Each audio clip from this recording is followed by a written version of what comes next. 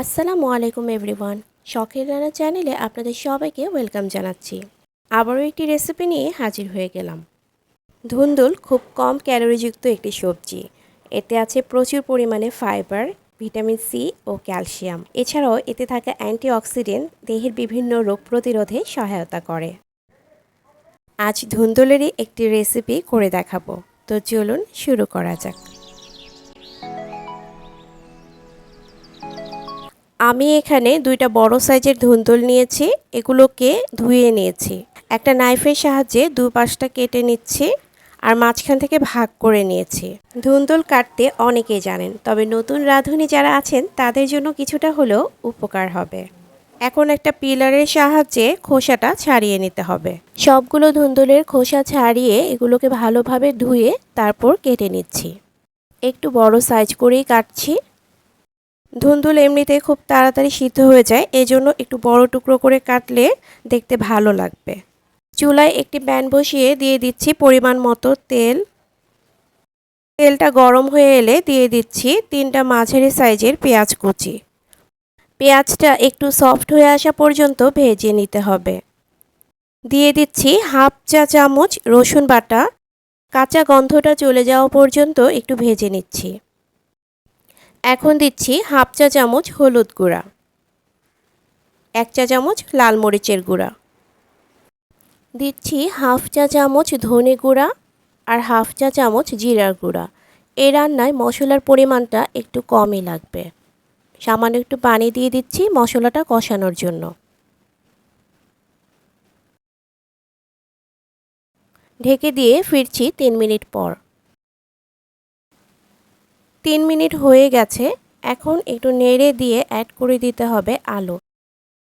এখানে আমি 2টা মাঝারি সাইজের আলু পাতলা স্লাইস করে কেটে নিয়েছি। আর দিয়ে দিচ্ছি টমেটো। 2টা টমেটো ছোট কিউব করে কেটে নিয়েছি। নেড়ে মিশিয়ে দিতে হবে। পানিটা একটু বুঝে দিতে হবে যেন আলুটা আর টমেটোটা কষানো হয় আর আলুটা অর্ধেকটা সিদ্ধও হয়ে যায়। ঢেকে দিয়ে ফিরছি 15 মিনিট পর। ফিরলাম 15 মিনিট পর। আলু টমেটোটা কষানো হয়ে গেছে আর আলু অর্ধেকটা সিদ্ধও হয়ে গেছে। এখন অ্যাড করে দিচ্ছি শিমের বিচি। এখানে আমি ফ্রোজেন শিমের বিচি নিয়েছি 1 কাপ। দিচ্ছি স্বাদ মতো লবণ। নেড়ে মিশিয়ে দিচ্ছি। ঢেকে দিয়ে অপেক্ষা করব 2 মিনিট। ফিরলাম 2 মিনিট পর।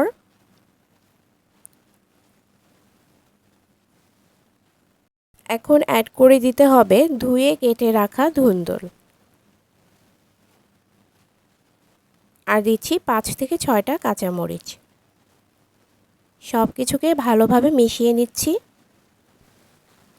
এখন এই ঝোলটা দিব না, যেহেতু ধুন্দুল থেকে প্রচুর পরিমাণে পানি উঠতে পারে, তাই একটু দেখে তারপর ঝোল দিতে হবে। 2 মিনিটের জন্য ঢেকে দিয়েছিলাম।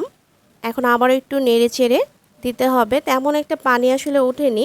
এখন ঝোলের জন্য পানি অ্যাড করে দিচ্ছি।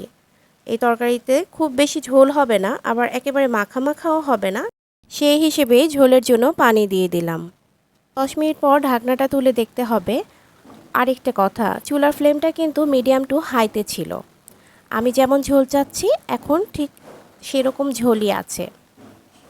চুলার ফ্লেমটা এখন কমিয়ে দিব আর উপর থেকে কিছু ধনেপাতা কুচি ছড়িয়ে দিচ্ছি। এখন একটা ডিশে তুলে দেখিয়ে দিচ্ছি। দেখুন, খুব সহজেই কিন্তু তৈরি হয়ে গেল নিরামিষ শিমের বিচি দিয়ে ধুন্দুল রান্না। ধুন্দুলের মতো শিমের বিচিতেও রয়েছে প্রচুর পুষ্টিগুণ। শিমের বিচিতে রয়েছে খাদ্য আঁশ, যা হজমে সহায়তা করে আর গ্যাস্ট্রিকের সমস্যাও দূর করতে সহায়তা করে। ঘরে মাছ মাংস রান্না না হলে এমন একটি নিরামিষ রান্না তো করাই যায়। রুটি পরোটার সাথে খেতেও বেশ লাগবে। আর ভাতের সাথে মেইন ডিশ বা সাইড ডিশ আর কিছুই লাগবে না। রেসিপিটি ভালো লেগে থাকলে ভিডিওতে একটা লাইক দিয়ে দিবেন আর চ্যানেলটি সাবস্ক্রাইব করে পাশে থাকবেন। যারা চ্যানেলটি সাবস্ক্রাইব করেছেন এবং আমার রেগুলার ভিউয়ার্স যারা আছেন তাদের সবাইকে জানাই অসংখ্য ধন্যবাদ। আজকের মতো এই পর্যন্তই। সবাই ভালো থাকবেন। আল্লাহ হাফেজ।